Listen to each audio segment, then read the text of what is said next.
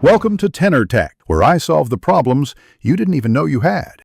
You will start by confirming hardware, plug in headphones or power speakers, because software can't fix a dead device. Once connected, click the speaker icon in the system tray or press Start and type Sound. This gets you to settings fast.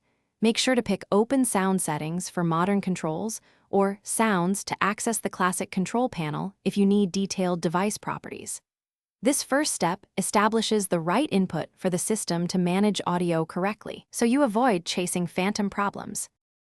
Now you choose which device actually plays or records. In Output, pick internal speakers, wired headphones, or a Bluetooth device.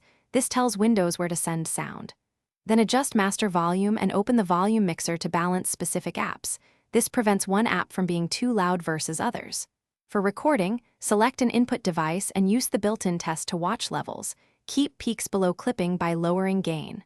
Once done, changes apply immediately, so you can hear the effect while you work. To finalize, open device properties to enable enhancements, set spatial sound, or change sample rates.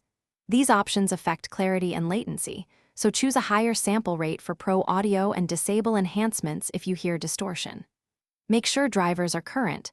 Use Device Manager or your laptop maker's app to update them.